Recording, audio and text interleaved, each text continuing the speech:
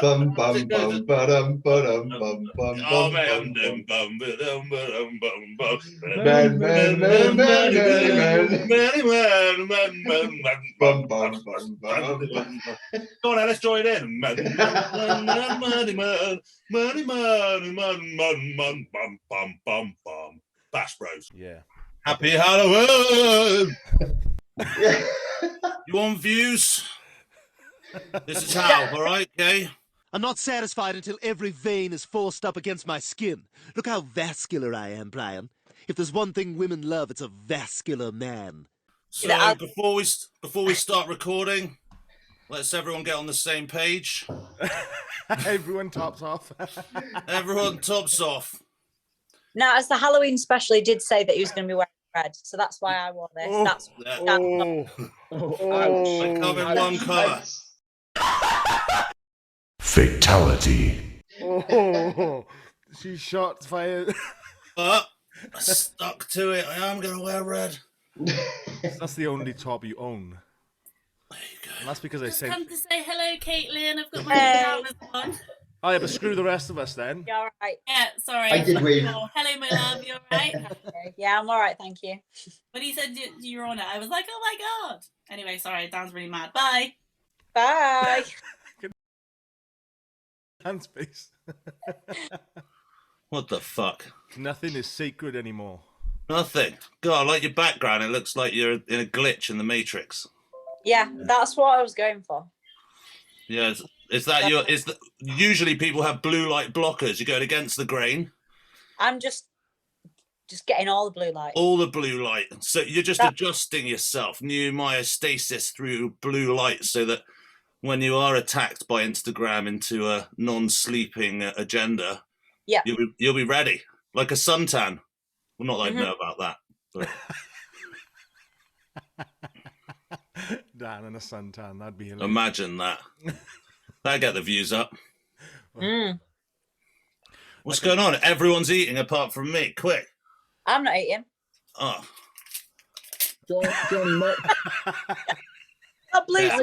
my chewing isn't on the microwave, on the microphone, is it? On the microwave? No. On the microwave. Can't chew inside a microwave, Jack. Caitlyn, did you ask Dan if that was blue tack? Yeah. Was that white tack? No, it's some instructions for something that's in Polish. I'll let you fill in the gaps. Oh, I really thought he'd just taken a chunk of white tack and just... Not for injection. Bayer. Don't know what that is. Must have got sent to someone else accidentally. Jack, you were talking about a microwave, and the girl that I'm seeing told me a funny story yesterday. When she was younger, her hamster got wet, and she thought that a microwave would be like a hairdryer. And she put her hamster in the microwave. No. Ronnie, I'm sure you have great conversations with this girl. I'm sure you do. No, she didn't. No, how long? She's young. She was only a kid, man. She was like 6 or something when she did it. Oh, right. She's older than that now. Well, she older now? I'd hope so, yeah. Jesus Christ. Got to stay in the 7 range. For fuck's sake. I presume she fried the hamster, did she? Or? Yeah. Oh. And I was trying to be like sympathetic, but I couldn't help but laugh. My older sister... I suppose does not condone animal violence. No. My sister put her, accidentally washed her cat in the washing machine. She didn't realise it was having a nap in there. And, it was clean, but dead. Very. But yeah, it was, its soul had been cleaned from its body. bit extreme, little fluffles. Solid. Has anyone accidentally like put foil in the fucking microwave? No. Yeah, it's quite fun actually. Yeah, or you can get some plates have metal in them. That's always a bit fun. Ellis actually did at one. Was it Ellis or my sister? Wanted sticky toffee pudding, but it was in a tin, and I was like, "Yeah, just microwave it. It's fine." She didn't take it out of the tin. She didn't even pierce the lid. So that was you, was it? No, it wasn't me. Oh, it was my sister then. Someone equally stupid. I just put it in tinfoil and put it in the microwave. Yeah, we've done that one. You're old. Get out. Have you seen that that video of the guy who rings Asda's customer service up, and he's bought a pizza and he puts it's upside down. He's complaining there's no toppings on it, and then he's like, "Oh no, I put it in upside down." Yeah, that's the kind of level that we're dealing with here. Yeah. Okay. Right, should we get this show on the road? We should. Get in. Who's gonna? Garrett, have you done some practice this week? Can we we gave you a week off last week. Are you? Can you remember like numbers? Vaguely. 2 of them. I mean, imagine what happens when we get to 3 digits. It's gonna be fucked. It's gonna be mad. It's gonna be madness. What number are we on? 56. Episode 56. Mm-hmm. Wow. Welcome back to the Bash Bros. That is a lot. What's that? A lot of shit. Wow.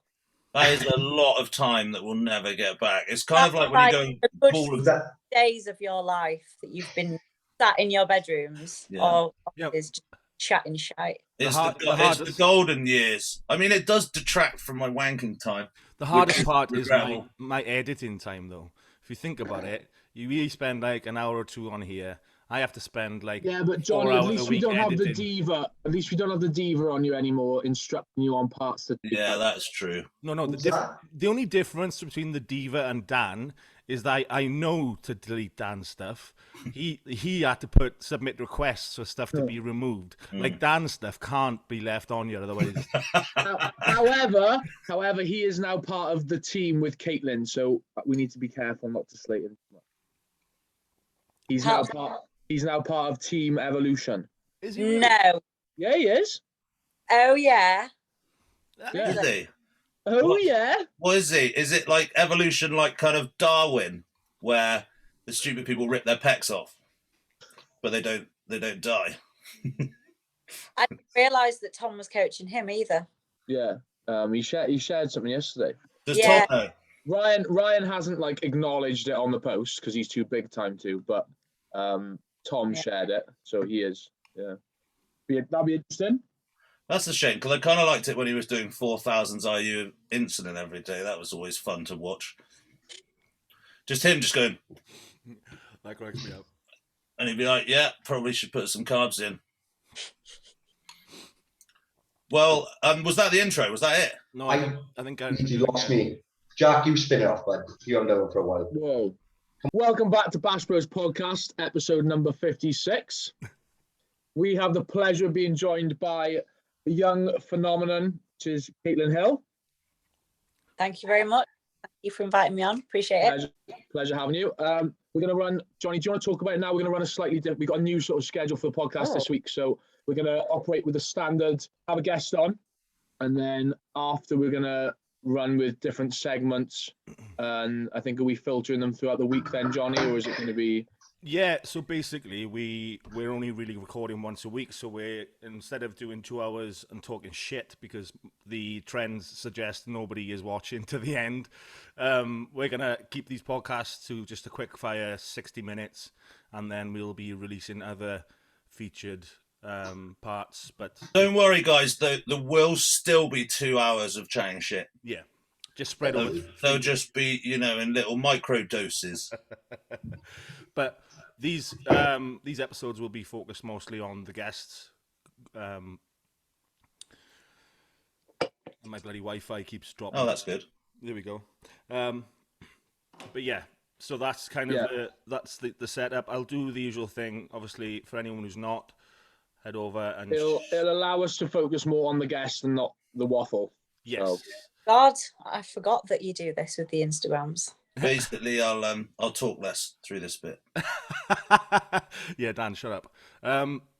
So yeah, head over, give Caitlyn a follow. But the usual caper, if you wouldn't mind, Caitlyn. And obviously you're still young, so I'm sure there's not as much of a story to tell as a lot of our other guests. But so if you could start from birth, then I mean, like roughly the same sort of time as everyone else. Okay. So which way were you born? The right way round? Right way, I believe. Yeah. There was 4 Good. Conventional.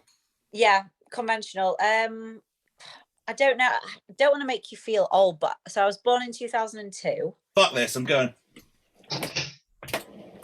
Yeah, no. So in regards to like, I assume you're asking me to just sort of go how I got into building and where I am now. Yeah. So started going to the gym around sort of 13, 14, just because I knew that I wanted to make a change to my body. So it just made sense to go to a gym. Luckily, went to a gym that was very much just bodybuilders, like the sort of place you go, you cut yourself, you need a tetanus jab after that sort of thing. So that was spot on. And that's what I would advise to anyone, like, don't go to a pure gym or a commercial gym. Get to the one that is like dirty, because you're going to have people there that can sort you out. Whether that's sort of like from an intensity training standpoint, or just like from a knowledge standpoint. So I was just surrounded by bodybuilders. And I think if you're surrounded by people like that, you're eventually just going to get intrigued and want to do it yourself. So in 2018, I did my first ever show. Managed to somehow, I don't know how I won that. Oh, light's gone. I managed to win that one, and then went to do a British finals and came second. And as soon as I stepped on the stage, I thought, right, that's it. I actually quite like this. So from then on, I started to actually learn what bodybuilding was, because I didn't have a clue what it actually was prior to sort of competing. Returned in 2019, tried to bring a better package, but upon reflection, like, I just was not happy with the look at all. And that's something that I wanted to improve upon a lot this year. And don't get me wrong, I don't get on stage to get first place, but I feel a lot happier with the look that we brought this time round in comparison. But yes, I've done 3 seasons competing, 16, 17 and 19, and now going into an extended off season. So that is basically the past 3 years sort of summed up. Just to clarify, Caitlyn means age 16, 17 and 19, not the years 16, 17 and 19. So being so young, obviously getting into the sport and what have you, my initial question would be, what sort of negative feedback have you had to deal with? Because for somebody so young to make such a bold decision, I guess you had to deal with some kickback from somewhere in your life, I'm sure. You know what, like, and I always say this, my family, which I think is always the worst if they don't get on with it, because at that age you're surrounded by them so much. Like, I know a lot of people, even, you know, at uni, if they're staying at home, your family is around you 24/7, and if they're not supportive, I can imagine that it is horrible. But they've always been like really, really good about it. I'm just trying to think if there's actually any negative sort of feedback that I've had from anyone in regards to like me choosing to do it. And I don't think there is, other than the nan saying like, oh, don't get too big sort of thing, or just like grimacing at me if I was to ever walk around with just like a sports bra on. But to me, that doesn't bother me. I've really not experienced anything bad, and I think that's because I didn't really share a lot when I was younger. Like, even when I did my first show and sort of my second year competing and the year that I took out in off season, I don't really post that much on Instagram, just because I don't know, I don't really go on my phone and think, right, I'm going to get some content or whatever. I just sort of posted when, you know, if I'd paid for the pictures, I'm going to put them somewhere, because I'm not forking out 40-50 quid and not using them, bloody hell. So that was sort of that. And just because I didn't share a lot of it, no one really sort of asked me, and anyone that did was curious. They probably did chat shit, but to be honest, I couldn't care less. So I'm very fortunate that I've had such a good circle around me, that there's been no negative feedback, you know.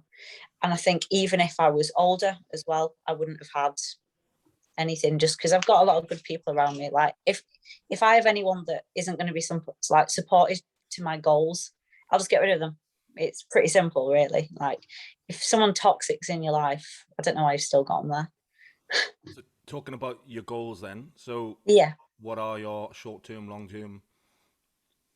Okay, so short-term, and I guess it's a bit of an ambiguous goal because there's no like set point, but I would like in the next sort of 2 to 3 years to be able to have a physique that's actually pro-worthy. Because I know that my structure is okay, but I'm not where I want to be yet. So I want to be able to feel like I can step on a Two Bros or like an international show and not look out of place. But the long-term goal is to turn pro and, you know, sort of work my way up to the Olympia. I mean, that might take about 20 years. So I don't know how long it's going to take, but that would be the ultimate goal. And I don't know if you'd agree, but I think any bodybuilder that is competitive, that really should be the goal, you know, be the best of the best. Yeah, that's fair. Jack, I think maybe you can pass Caitlyn some social media tips if she's. I always am. I'm always onto it. I always put the best picture last, apparently.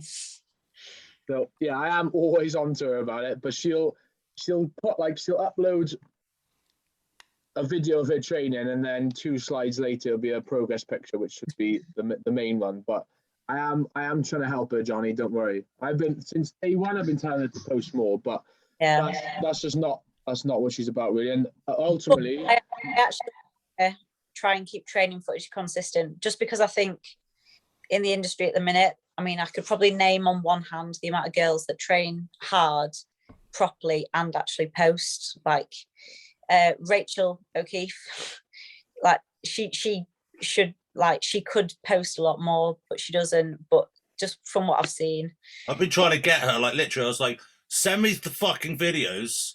Yeah, because I want to post them. You want to post them, and it took her about, and I'm not into posting either. Yeah, but it took her like 2 weeks. I had to like bribe her. I was like, okay, you can come and train legs, but you have to send me the fucking video first from last time.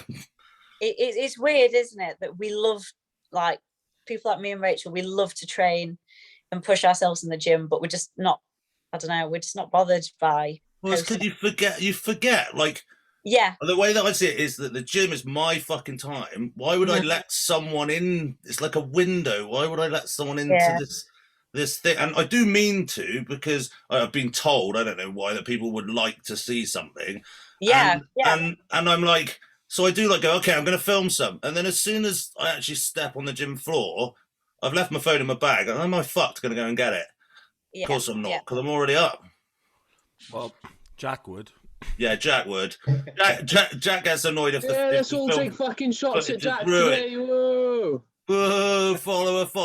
But Dan, at the end of the, well, I'm not going to say it. Go on, come on, Jack. Go on. You're gonna have to though. Don't shit out. Well, no, but that. What's that? Is that a skinny guy? Yeah. Are you actually trying to show me your followers like it's a real thing? Yeah, I am, Dan. Yeah. Oh, mate, literally shoot yourself. No, but that's what. No, but that is why. I'm not being a twat. Like, that is why. No, you are. No, if you posted more training, your followers would go to the roof. And what would happen? Some sort of follower bless. God would wank me off every Wednesday. Hashtag bless them. I think I'm a bit too booty and... I'm just too old. I'm too old. I remember a time where you just go out and break your arms and wall around and avoid the guy at number 31 because he was a pedo, and you know there was none of this posting stuff. You know, life was simple. You know, and now you got to like stuff. If you break your arm, someone better film it. I'm just old. As unfortunate as it is, like, I do have to agree with Jack. Like, the more frequently I've been posting recently, especially when you get semi-lean, people just love to see it. Like, they do love to see it. And I know people would love to see like more of your training, for example. I shall try. Yes, I shall try, just for you and Jack. I think people. Jack's always in my DMs. We'll go hard tripod for you. They want to I can't imagine Dan setting up the tripod. Can you imagine that? No, I would pay for a video of Dan setting the tripod up, not being able to fit it in the little, and him just smashing it up. Well, I did set up a tripod this weekend because for my online coaching thing, me and Alice are doing a library of exercise types and stuff. So I did actually in a place. There was no one else in it because it was like a private training facility. I did almost have a meltdown. If I did have a meltdown, I had to come back and eat and calm down and then go back. That's the stuff we need to see, Dan. the blooper reel would get so. that is true, actually. Alice, you got to film me being a moody prick. We do that every week. We get that every week anyway. Yeah, well, Alice did say a similar thing just then. I won't repeat it. Are you on the beers, Caitlyn? She's just swigging down cans of Superbock. It's a caffeine-free Pepsi. All right, okay. So that is a shame. Not a big. So I can't lie. You're not what? I'm not a beer fan. Not my. Yeah, well, again, I'm old. I didn't like beer. You have to force the first like couple of years in, and then you get a taste for it. So that leads nicely on there, Caitlyn, though. So obviously you're in uni at the moment. It's first year, is that right? Yeah? No, I've just started my second year now. I've just started second year. So first year is obviously a massive year in terms of the social element of it. I know you had COVID at the time as well, but how did you manage the social side of uni whilst also bodybuilding? Because you seem to make great progress last year, even during all the sort of obstacles in uni as well. Yeah, absolutely. So something that I thought about a lot, because I've spoken to a few people that have gone to uni, did the whole live and breathe bodybuilding 24/7, and that every single one said that they regretted not just trying to balance both. And then I was sort of like, can you balance it, so to speak? And I don't think they'll ever be balanced, but I did the best I could, and that was simply by not being a lazy shit. Like, if your routine is at the minute where you've got nothing on and you can make your meals at the same time, that's fine. But you've got to be aware that if you're in halls, the kitchens, oh my God, disgusting. So I basically set up my own kitchen in my room because that was what was needed. Like, in regards to meals, training and sleep, you can control that no matter what. Like, there actually is no reason at all with your meals. Like, just prepare them, and you can't tell me that you can't get that meal in at that time. Like, physically, no one's stopping you. It's you being, not adherent at that point. And then in regards to training, obviously we had COVID and stuff, but I literally set up a gym. What the fuck is going on? Yeah, sorry, my dog sings about this sort of time, so it's just mute. That's all right. That's fine. I just thought it was you. I know, just a really weird fart. So naughty. But yes, in regards to training, I really I knew him, so I'd bought quite a lot of kit over lockdown and just made sure that was going to be absolutely fine. But obviously, if this is now someone listening that the gyms are open, I would make sure that you train at a time that is probably earlier than you. Like, I like to train at sort of, light keeps going off, at sort of 3-4ish. But if you want to also join in on like all the activities and make memories or whatever at the same time going to uni, then go at like 11, 12, get that done, and then you can actually spend the time chilling out, again, eating your meals and getting ready to go out. And then the hardest part, I think, is the actual parties and stuff. Like, as much as you might want to, I don't know, join in and drink, yeah, that's probably going to be fine if you're in an off-season setting every now and again. And I would prioritize if you are going to drink or participate in activities prior to a rest day, so that you have the whole next day to recover. But even then, like, it's your choice if you're going to stay up until like 3, 4, 5, 6 in the morning. Just take yourself away. Like, what is the extra 2 hours sat in an afters going to do compared to the rest of the night? So I guess ultimately it's down to how much do you want it. Like, that sounds so cliche to say, but isn't cocaine cardio? But it's not going to aid recovery, is it? Steady state cardio, half a gram. Cardio. You get 3 hours of steady state cardio in there. Half a gram. Also more expensive than a pack of beers, though. Yeah, that is true. Funny you said that about halls, and it made me remember how much of a cunt I was about the halls kitchen. See, because I wasn't about to set up a kitchen in my room, so I just banned everyone else. Yeah, well, that's what I said. I said to the chat, this is not our kitchen. This is something I've seen Jack said. This is not our kitchen. It's my kitchen. Yeah. And we set the ground rules. No one ever took any of my food, luckily, which was amazing. But yeah, they were actually really, like, everyone in my flat was actually really good about it, but they were just lazy shits. Like, it's just the dirtiness of it all. So I'd keep all my food in the kitchens. And what I also did was monthly, all of the meat would be packaged into clear bags for training days, blue for non-training days. And that literally takes like half an hour once a month.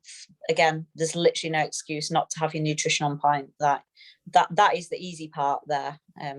Just then having the self-control at, let's say, a party or something. But other than that, I think it's really not that hard to stay on track. If you're eating your food, you're progressing in the gym, you're recovering sufficiently, there's no reason not to progress.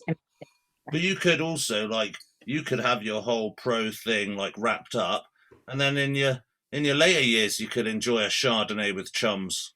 Yeah, absolutely. Like, my goal is to sort of be done by the age of 28. So that gives me about 9 to 10 years maybe. Because I guess in 9 to 10 years, if I haven't achieved them goals, I guess, I don't know. I've not really thought about it, but in my head, at that sort of age, then I'd like to start a family, and then I can sort of still enjoy the bodybuilder lifestyle, but without the pressure of having to progress every year, and just enjoy the parts that I love, which is the training and eating, and, you know, like that. And then at that point I can, you know, if I wanted to drink, I can drink without having any second thoughts. Yeah, I kind of have a thing where, like, I don't not drink, I just don't know where I would do it. When would I fit in this drinking? Like, it's not, I haven't really made a conscious decision of, like, I don't drink. I just how would I schedule this in? Do you know what I mean? And also, I don't like stuff that's not, I'd have to drink every day. It would have to be like meal 7, Heineken. Like, I couldn't like flip flack. It would have to be like every day. Otherwise it would fall apart. My mind wouldn't allow me. Yeah. Can you make sure Alice gets clips of you on the beers if you do? Because that'll go viral as well. On Christmas I try out having a few beers. I'm pretty shit at doing it. I have got my stag do though next year, so that's going to be fucking weird. Dan, didn't you fuck up your speech at your engagement party because you were pissed? I was fucked, actually. Yeah, that's true. Yeah, my mum had to remove me from the microphone because I described my marriage as a shackling to hell or something in front of the whole room. So yeah. Well, but the great thing about the actual wedding, do I have to do a speech? I don't think I do. Do I do a speech? Yeah. Okay. Well, fuck it. People know what to expect. Yeah, if they didn't, that's amazing. I'm just a little bit worried about Alice's gypsy family smashing my face in. Yeah. I think if it was a normal, that would not exceed everyone's expectations. They're probably expecting something out there. That's true. Yeah, they should. Yeah, I think it'll be okay. It's the church bit I'm worried about. Yeah, fuck 'em. It's my wedding anyway. Fuck 'em. I'll wear the dress if I want to. Don't worry, Ellis set the ground rules in the last podcast anyway. Oh yeah, that's true. You're not allowed to be a fat shit. Yeah, I know. I was gutted about that. I was hoping to like reach like £330 by then. So, but apparently, no. We're gonna have to do the thing that they do now. We're gonna have to do a mini cut. Oh. Yeah. Like down the kids now, Dan. Getting ready for body power. Yeah, yeah. But yeah, I suppose like me looking like a stamped on blancmange in the wedding photos. Because I just said just Photoshop it, innit? Like just put like Ryan Gosling's face on, and you know, when I'm really old, I could just say it's me. No one's going to ask. I'm not going to have a kid anyway. Ellis wasn't too impressed with the choice, was he? Dwayne Johnson's face on it. Dwayne Johnson, you got a deal. I think that Dwayne Johnson's cool, and I think if Dwayne Johnson ever did want to plough Ellis, I think that would be okay. I can see why she went for you though, Dan, because very similar. I look exactly the same. Same complexion. Yeah, same complexion, chiseled look, eyebrows. That's the look of it. Get the screenshot. Get the screenshot. That's the Dwayne Johnson look. Right. Some questions off the page. So, while studying sports nutrition, what has been the most useful, applicable thing that you've learned so far? It's probably going to be the psychology modules. I think for me, as I've got coaching a little bit more, I don't know how to articulate it. I don't really understand how someone can't follow a plan, especially if they're paying for it. So I think I've started off with a lot of lifestyle clients, and to me, when they come back and tell me, sorry, I skipped cardio, or I didn't eat this meal right, like it just confused me so much in my head.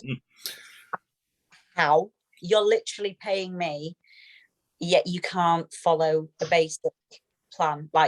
So I think that the psychology modules have definitely helped me to try and empathize more. I do not sympathize at all, but I definitely have a lot more empathy and can understand potentially why they do that. So yeah, I guess it's just being able to understand a client as a person. So what I'll do is I'll do like a consultation call with them, and a lot of the time now, within the first like 10 minutes of the call, I know what the relationship is going to be like and whether they're actually going to be able to stick to the plan. And then from that, then it helps me to choose what sort of approach I take, especially like when I send over like my Loom video feedback. Some of them are on point all the time, and like I don't have to give them any praise. They will be happy with that and they'll keep working.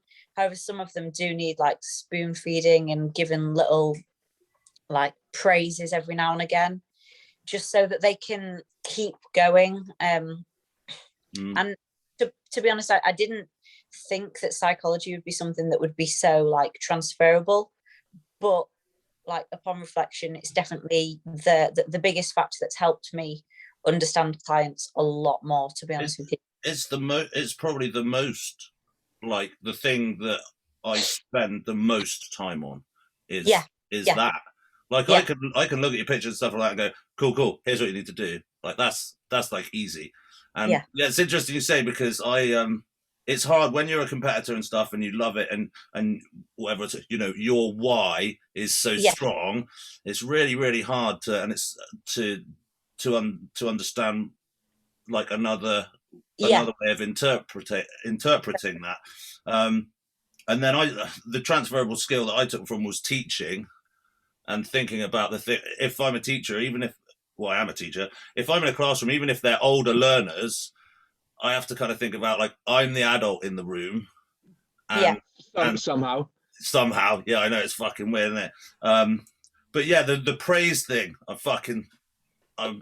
suck at that. Like if someone sends me like a video of them and I like doing a thing like an exercise and I say good, like that is literally like fucking balls in the mouth. Like so I'm really shit at being like, oh, you did the thing you were supposed to. Like it should just be like, yeah. And I've also learned that from Tom as well. I think this prep I had two responses where he went, very good, full stop, and I was like, yeah, must be doing all right.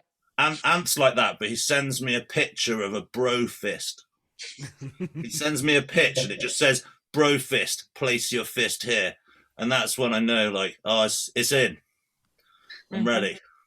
Yeah, and I don't know, like obviously I've not like conducted an analysis of like the coaches compared to clients doing well, and obviously I have no idea what a lot of coaches' feedback is like, but from what I can see, people like Dan Welburn, he is blunt, he will say it how it is. And what do his girls do? They all win. Like, and I imagine with Ellis as well, he doesn't tell her that she looks amazing every week because she doesn't need it. No, Dan is straight to the point. He's kind of old school. Yeah. Well, Amph was prepping him for a while as well. We like that, so we seek out people to help us. Yeah. Where it's like, this is the thing, and there's no questions about whether or not it happened. It happened. Yeah. If Amph just goes, you didn't message me a week, so that's a good sign.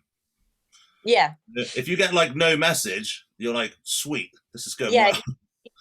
It'd be weird to assume that something was going wrong because it's the client that needs to sort of message you. But then again, if I know someone's a little bit, like that, I will potentially message them, you all right? How are you getting on? And then I'll get 3 paragraphs. I'm like, oh, wish I'd never asked. No, I don't know. I would never mind. But it's just like you just know your client, don't you? And the more you get to know them, the better the relationship is.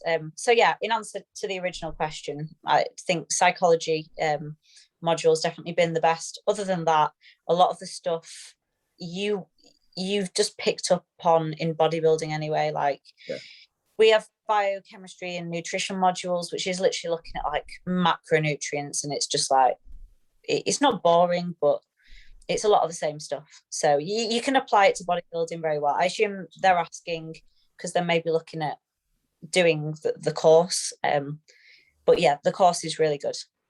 Sucking eggs sometimes. Mm-hmm. Are there any like coaches and stuff that you gather information from on top of your course? Because I mean, I've done a couple of degrees in different, obviously not bodybuilding subjects, but it's like, I guess the bro science version of music is like watching what the artists do and kind of like finding the mold and then breaking the mold for things that kind of necessary until we have the equipment to actually analyze someone cellularly all the time.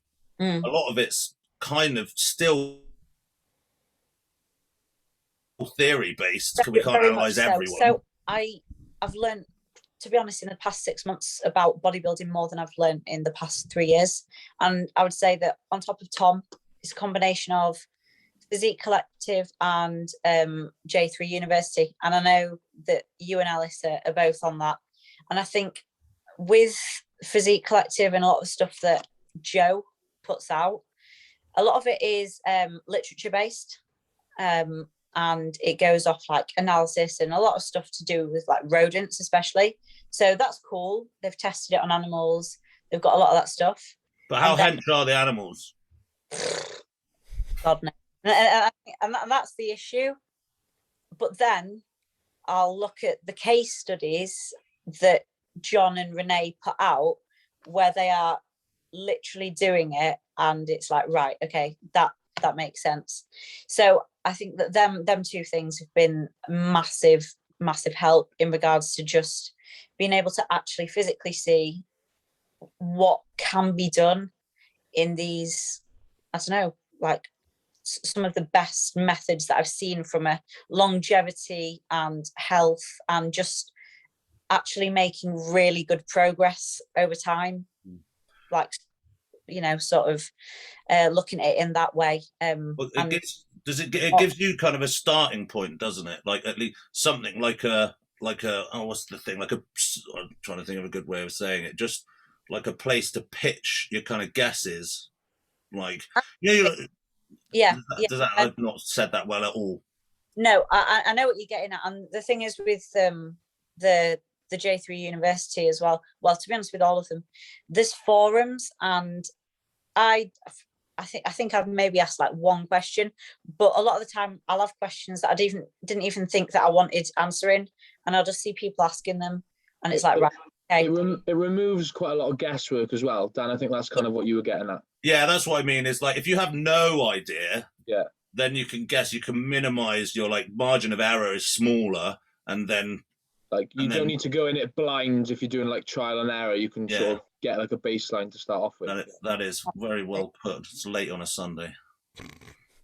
Yeah, but that on top of Tom, it would definitely be that. And I think I don't know about you, but I think the way that bodybuilding and the information that's been put out over the past sort of maybe even just 3-4 months is very promising, because it's a lot of science based but anecdotal at the same time, and it leads me to believe that it's sort of going in the right direction. Are you into anyone like, because they do like the train, like the nutrition side and stuff like that? So anyone you look through for like biomechanics and stuff like that? So biomechanics has never been my like, I don't know, it's never been something that I'm overly obsessed with.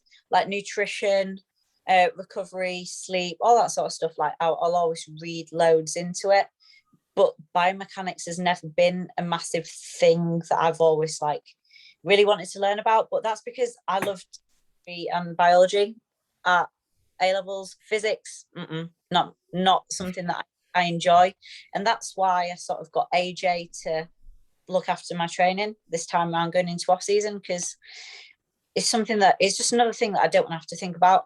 And in regards to like biomechanics and how to set stuff up, and like even with the prime stuff, like the settings, I don't know how to use it. So if you tell me, that's fine. I'll put it up. I don't know much about it. I mean, there is something to be. I think there's a middle ground, isn't there? Like with everything, you know, the squeeze and the pump and the feel and all that sort of stuff, and picking up some heavy shit. Like most people kind of grab one and think, oh. And what you're forgetting, Dan, is she's 19. So she doesn't have to look into it that much. Probably everything she does makes her grow. We and you are old, so we have to look at those theories. Yeah. But I just think picking up heavy shit as a basis is a good place to start. Yeah, I would agree. Like, whenever anyone that's sort of my age asks me, like, what's the best workout split, like volume, and I'm like, literally just go in the gym and do whatever you want, because you're probably going to grow. Like, why go in, do the most optimal thing in the world, like wherever you got to go to progress from there? Like, I know AJ's methodology and like approach to training is similar to mine. Don't get me wrong, I'll use exercises that I like, but he doesn't shy away from programming in the hard stuff. Like, you know, heavy pulls, they're gonna build a good posterior. Heavy presses, they're gonna build a good top line. And if you get really, really strong and accurate at like any sort of like squat variation or leg press, you're gonna get strong. So that's why someone that potentially could have programmed in cable cuffed, I don't know, something like that. I do like cuffs, but I would prefer to do it with a free weight or barbell or a machine. I think it's just a nice in between of the two. I fucking hate cuffs. I fucking hate them. I fucking hate cuffs. I said it. I fucking hate them. I like it on cuffed laterals, but even then, I would be more. I've got these cuffs, and they're like releasable cuffs, and there's like 4 on this side, and then there's like an under one, and I can like cuff it. It was designed by God or someone similar, and I just also I've put the cuff on, and then it's on, and then I've somehow, whilst I'm strapped in, I have to like, Have you ever had it where you come down here and then they get like the cables catch together like that? Yeah. And you think, oh my God, I'm weak. that is it. I've finished. Yeah, I don't know about cuffs. Maybe I was a bit strong, but I don't do cuffs. No, to be fair, the only thing that I use cuffs on are cable laterals. But even then, I wouldn't mind doing just a shit ton more dumbbell laterals. Well, here you go for the science. Obviously, if you've cuffed it here, you know it's going to be easier by the length of the pivot. So people using cuffs, you're cheating. Yeah, there you go. Science. Heard it here first. Yeah, science. Well, Jack does them every week, so I just don't know. You're trapped in. I feel like I don't know. I don't know. I feel like it's like the MRI scan all over again. Though, Johnny. So yeah, it's because you train for 500 hours a week. Oh, that is true. I've actually shot number 20 today. Well done, John. I've still got to get into it of why natty guys train for 4 hours. I don't understand. They don't. They're all natty guys. No, seriously, I've seen some other natty guys. There's some other guys who are in the gym today, and they were like definitely part of the natty crew, and because they like told me immediately, and so I was able to like train 2 PT clients, then train myself, and then they finished. I think it's probably because a lot of the natty community are all about the push-pull leg split. I thought Jack was going to say most of the natty crew follow Jack and they want to be Jack. I thought that's what he was going to say. Well, and that. Okay, yeah, I thought so. Right, let's get. So can you imagine if Jack made the natty version of Blood and Guts, which is obviously one of the greatest training videos ever, because it's 5 hours. Exactly. Good, Alice. Thanks out. Going for 5 hours. Alice thinks she's a co-host now. Shut up, bitch. Certified not gay as well, Al, as of this week. She said it would be. Someone got laid. It would be a James Bond film. I didn't hear that. It's probably best. Nah, instead of like the metal plates clanging, it would just be like Jack's hip bones. My hips clang. Yeah. It would sound like just like wet, like moistened labia, just like a soggy wind chime. Just that's what it would sound like. Fucking 5-hour shit sessions. Anyway, right, we've got a shorter window, so let's get some more questions in. Yeah. I'm gonna say nothing. Alexandra Regan, question for Kate: do you feel pressure or expectation of you to do well because of, well, she said Instagram, but I'm guessing she means general sort of social media. Yeah. Does that girl listen to our podcast? Well, she commented, so maybe. Yeah, she does. I make her. It's part of being on Team Big Pearl Nasty. She has to. So go on. Was there anything that you wanted to add to that, Jack? Or Sorry, Caitlyn. Sorry, go on. Well, I was going to add something to it, but don't worry, we'll move on. No, it's all right. You can go. That's fine. Well, so shout out to Alex. Slide in the DMs. Shout out to Alex.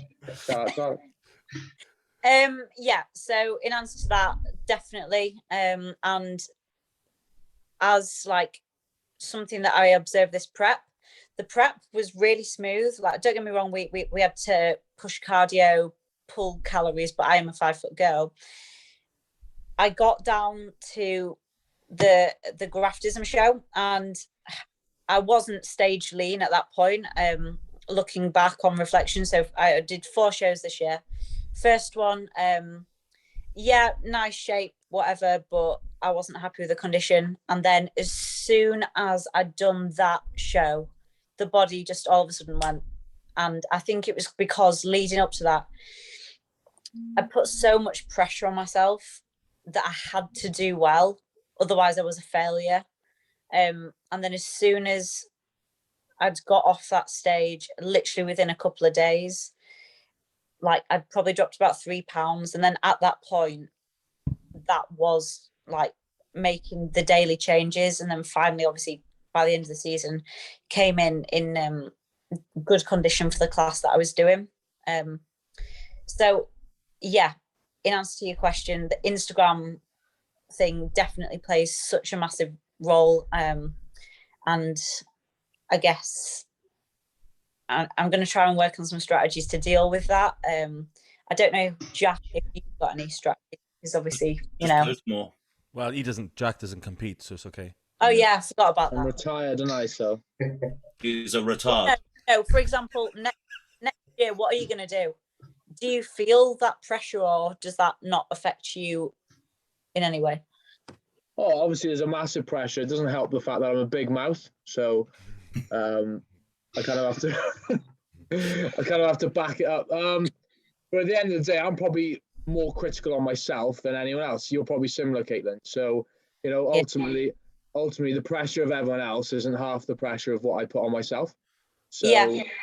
When you say that, I couldn't care less what other people think potentially, but it's more so I've said to myself that I need to do this to be happy with the result. And, I think you're probably the same. Like, if you don't look how you envision, you'll be pissed off, I imagine. And ultimately, go on, Dan. Well, I was just saying because, like, I obviously don't give a shit about social media, but there's something about letting people in to your personal journey on whatever level that you do it that is a bit weird. That's kind of what I don't like about it. Like, and it's not that I give, or that any of you, give a fuck about what this is. Like, because you're right. Everything anyone could say that's negative, you've already said it to yourself. Yeah. Like, so, I mean, after the Arnolds, like, that was the most negative, like, responses I've ever had from any show ever. Really? But, yeah. But, I mean, you got to have people to hate you, to love you, I guess. But but it was nothing that I hadn't already, like, said to myself. So I didn't think, but I think, the social media thing, even for me, and I don't really have any followers, and it is a thing, because you've this thing that you've thought about, you have kind of told other people about it, and it used to be like a secret, like, oh, I think I'm going to do well, I have a vision, but you've actually put it out there. Yeah, it is different when you release it, isn't it? Yeah, totally. And I've always wanted to do a secret prep or whatever, but you never end up doing it. No. Because it's part of the fucking game. You'll see yourself look good one day, and you'll be like, "Oh, I'm going to post this." Yeah. See, I just think it's part of the game. Like, Amp literally messaged me and like, "You better do a poster that you're coming to the show. You better let them know that you're going." Like, he hassles me. He's like, "It's part of the game. It's bullshit, but just fucking do it." But don't worry, Caitlyn. You're not the only one who turned up at the Graftism off, so it's okay. Yeah, I mean, I had shared that the plan was to be off. Sorry, Dan. I almost didn't say it after you at the last comment, but I had to say it. No. Well, I was in the same boat, and I think it makes me sound weak. The fact, and I don't like to say it for that reason, because I knew that the Arnold's was 4 weeks later. A lot of people think they did plan to peak their best for the Arnold's, and I guess it's a toss-up. Do you come in amazing for Graftism, try and come in amazing again, potentially come in your best at one, not at the other, or do you ensure that you come in good enough at Graftism? So I didn't do that. Definitely didn't. But you pulled it back, for Arnold's, like that was a much bigger class as well, wasn't it? And higher. And I mean, it's one of the. I've never done it before, and psychologically, I don't know whether I'd do it again. Yeah. But now competed with two bros. I don't think it matters now. You can just go for that when you're ready. Yeah. The I think you should still win though. I think that they should make people come in 100. I think that it shouldn't be. It should be. You should win your way to a show like the Arnold. It's like the biggest show that's ever happened in the UK. Like, you should have had to win to do that, and everyone should have, and I should have been made to win my way to that stage. Yeah, but then that doesn't fill their pockets, does it? Well, this is obviously like where we're at, isn't it? How much did the Arnold's cost to enter? Like 235 quid or something mental. It was. I remember whinging about UKBFF. It was like 35 quid. Like, I remember whinging. Yeah. Like, my Nava Pro card, I was fuming. And it was 100 quid. Like, Yeah, 235 quid to do a show. And you've obviously already done the other one that's like, but apparently this has been happening in the US for years. You know, this is just our little taster. But yeah, I still think that we should be winning, you know, and it should be making people do it and stuff, you know, from a competitive perspective of people like watching, but bodybuilding isn't a competitive sport. You have to make money off the athletes because no one's really going to watch them. Do you know what I mean? Everyone's seen massive people now on social media and stuff. You don't have to go to a show to be like, wow, fucking hell, that's mad, because you've already seen much madder shit on Instagram. It's already there, like, to be consumed. There's that one bit on Arnie, and it's like the Arnie film where there's literally like a guy and he's like shaking his arms like this, oh my god, like that. And I don't know why that stuck in my head, like someone just so fucking stoked to just see something mental like that. But now bodybuilding's not, you can see it all the time everywhere. It's not even a thing, is it? Interestingly, that's why I did not expect PCA finals to sell out like that. That was cool. Like, I like the fact that there was actually a full-on audience for that. That was good. They do always have a good audience, but like, I really hope that no one at Two Bros is watching this and is now going to put like a cross list on me. Well, Matt Tofton basically cunted him off for ages, and he's still got second. So yeah, no. So in regards to Figure was on at 9 a.m. in the morning on the Friday. I'm pretty sure that one of the only people was actually Thorburn who was in the audience. I don't. Yeah. There was barely anyone in the audience because you needed a VIP ticket or to be like someone who was on one of the stands. And it was at 9 a.m. on a Friday. People like, so. No, that's good. That's feedback. That's not negative. That's okay. The poor woman that won a pro card, like, literally had like a few people going. Yeah. The thing is, it generally does. They should always put the pretty people at the end, because they bring the most friends. People wearing shorts and bikinis, the pretty people, put them all at the end because they bring everyone. Like, that's always, it was always like that for overalls at UKBFF, for British finals at the end. You get to there, it's the pinnacle, the overall champion is, and just this one. Like, it's always been like that. And then obviously when they switched, it has changed it. It has changed it a bit. But yeah, that was a weird decision. The live stream of PCA was actually really good. Yeah, yeah. And I think that they all Two Bros really need to invest in some better equipment, because now people are tuning in on the thing. They are paying decent money to watch it, and it is fueling like the sport. I don't always have time to go and watch a show. A show's a whole day thing. I've got shit to do. But if there is a big show like the British, I will watch it. I am a fan. I am a fan. Like, I know it's all about me, but I do love watching people present mad shit. Like, and that gives me access to it. But the Olympia feed was shit. Like, Arnold's was pretty bad. Made everyone look about 4 weeks out. I mean, props. The Arnold show was the best run show I've ever competed at. It was like fucking spot on.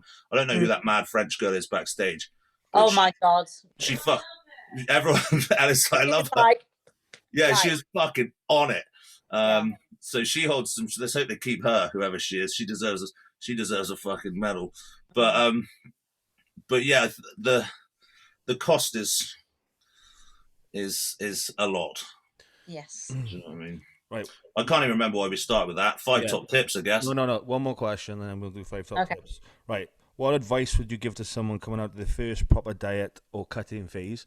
The reason I asked that is because my approach has always been just get as massive as I can and then end up looking like a water balloon or Michelin man within a couple of days. So I'm assuming you're a bit more structured than that, but maybe I'm wrong. So first ever show, I literally knew nothing about bodybuilding, but I was literally still fat, so it didn't really matter what happened. Like, there was no rebound. There was no rebound because I already had all the flabber on me.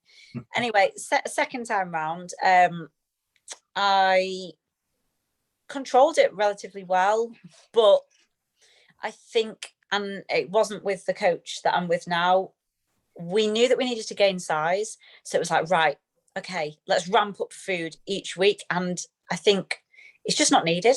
especially at sort of my height and weight. However, this time round, at the minute, I'm sitting about 2-3 pounds above stage weight, and to be honest, in pretty much the same condition. So I'm glad that these sort of 2 weeks we've reined it in. Don't get me wrong, I'm going to be hungry, but I know now that even if I was to eat a full fucking buffet, I'd still be hungry afterwards. So it doesn't really matter to me.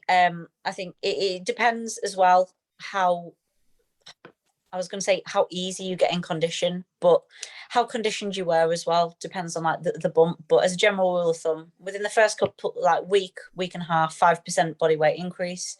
Within the 4 weeks post show, 10%, and then from there, literally just go off visuals, training, performance. But I would just do the whole recovery phase. Everyone's using that term now, but at the end of the day, you've gone through 5-6 months of killing yourself. It's not going to be overdone in a week, and I've sort of alluded to this before. Like, even you're going to feel so much better just from that initial increase, but does not mean that all that fatigue and sort of just abuse that you've put your body through is going to be alleviated like that. So yeah, take 2-3 weeks, sort of chill out in regards to intensity and volume in the gym. Still go, because fundamentally, if you're doing bodybuilding, you probably enjoy training. So to tell someone to not go to the gym, I think that would probably mess you up more there. Get food in a good place, and probably go off visuals more than anything, because body weight is probably going to fluctuate quite a lot. But that in summary would be my advice. I think the takeaway from that, and the thing that's really important, is that you could eat anything and you still feel the same, because at that point you are a bottomless pit. So there's no quenching that madness. It doesn't. It doesn't make any sense to. I think it makes sense. You kind of learn that the hard way. So are you a rebound believer? I don't know, because I see some people who come out of dieting phase, particularly men, and they will be up like 30 pounds and still look very much in the same condition. And for that reason, I think it is quite different males to females. I don't know if is it a male or a female asking the question? It's a male. It's one of them things, like I know that there's a few approaches at the minute where people will do a much shorter prep, especially on cycles, so that they can utilize in maybe the 4 to 6 weeks post cycle, that it would be the same length of someone doing their normal prep cycle, but instead of pushing to that end range of the diet, they would just stop maybe 4 weeks out or whatever, rebound up and utilize that. Not saying I agree or disagree, but that is where I've probably seen people blow up the most and utilize the rebound the most. But as a general rule of thumb, just like in regards to eating, what I did was, so I competed on Saturday evening. I had whatever I wanted. On the Sunday, had one meal out, just followed macros for the rest of the day, and then on the Monday got back on plan. I really don't think, even if you went deep with food, you could do that much damage. But well, I have a lot. Oh, not in 2 days. I did. I put 3 stone on in 3 days. What? Well, that's 3 days. Lose fine.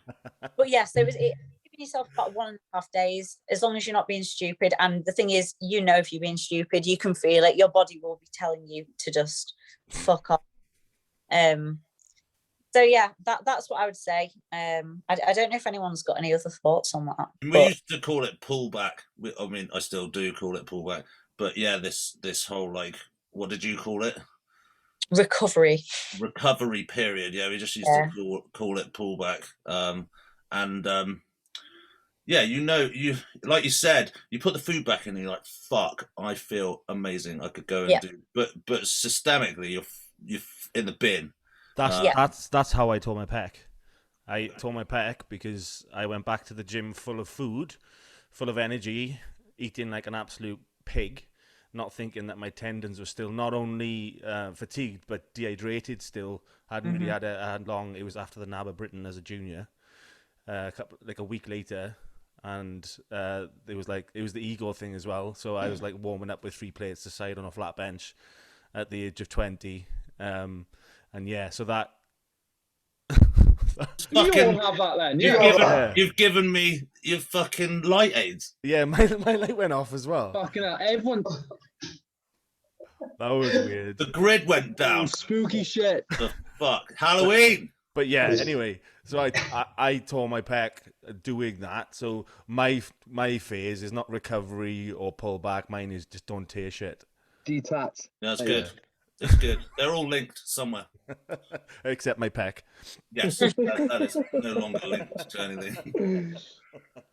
Right. Should we try and do 5 top tips? Well, I mean, that's like definitely 2 straight off the bat. Yeah.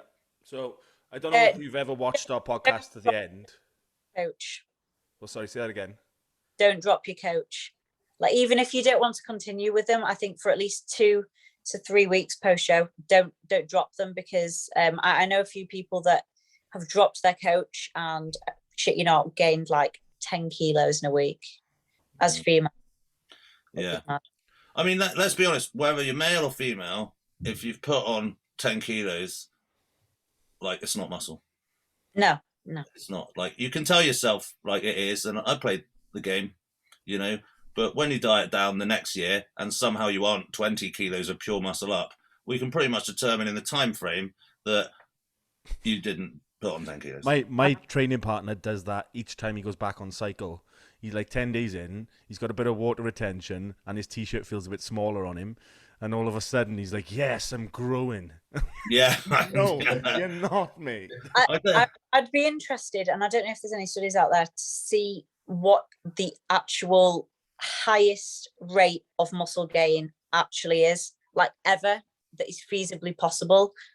Yeah. Because then at least you could put a threshold on the amount of muscle that you could physically gain in, let's say, sort of the 6 to 8 week period post. It's probably grams, isn't it? Yeah. It's probably grams. It is, probably is. I mean, I for the threshold, not on the week thing or whatever, but I just think probably the most genetically gifted human and work ethic combined is Ronnie Coleman. Yeah. And he was so successful because he could pretty much consistently put on about 7 pounds a year, and we're talking like the genetic god of bodybuilding that throughout his Olympia wins could still put on 7 pounds. And that's a huge success. So I think, for like, obviously in your earlier years, you can do more because, whatever, you can put on more tissue than that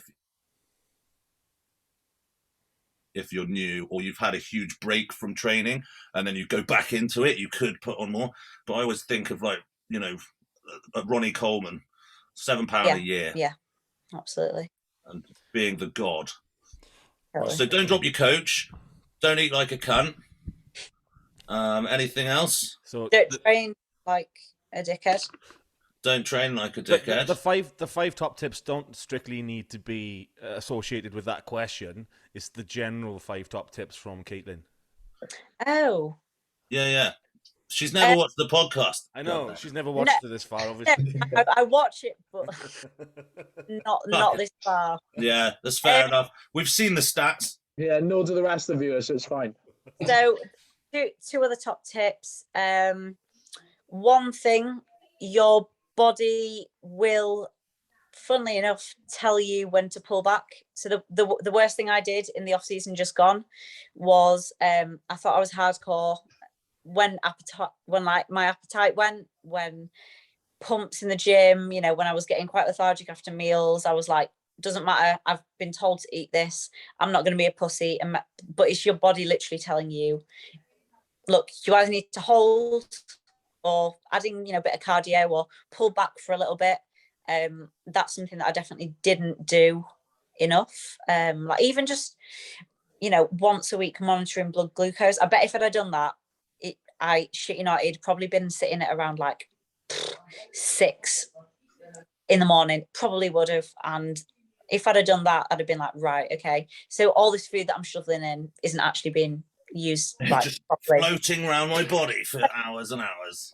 Yeah, so that's that. Just actually listen to your body, and I think when it comes to prep, being hardcore and sort of pushing on, you're gonna have to do that regardless. But in an off-season phase, your body's actually going to tell you when you need to take a step back and look at stuff, and there's no rush. Like, I have definitely learned that I wanted everything now, but I don't anymore, in the sense that I know that a rushed look will just look so much worse. So for that reason, like this off season, I'm probably going to take a good two years out and come back more so when my physique's ready, rather than when, you know, I think I might be ready. I'm not going to put a timeline on it, and I'm not going to rush. You ever think that you like? Because I have a thing where I just have to just put a date in the diary, because I never think that I'm ready. I'm never. Dan, like, Dan, you're too old for that shit anyway. Oh no! Don't get me wrong. When she said you've got time, I was like, yeah, speak for yourself. I ain't got no fucking time. But yeah, no, that's it. Like you will never look and think, oh yeah, this is the look. This is going to be amazing when it comes down. You always look and think, could be better. But at the same time, I'm going to ensure that for at least sort of 1.5, 2 years, and then we assess at that point and see what happens. Solid. I like that. My dog likes that. Short and sharp. So, we do appreciate you coming on, Caitlyn. Thank you very much. I'll get this edited and thrown up this week. Apologies to anyone else who asked questions on the post. I blame Dan. I blame Dan because it's always Dan's fault. What I'll do is, I'm about to go on a little walk, so if we didn't answer it, I'll just message them or something. Oh, that's nice. You can put the answers on the posts for us. That'd be good. Yeah, no problem. Oh, part of the team. That's Christmas spirit right there. That's nice. Right. Hey. Okay. Well, on that bombshell. Stop it. My signal's been in. All right, peace Thank out. you very much. Have a nice Halloween. Yeah. Happy Halloween.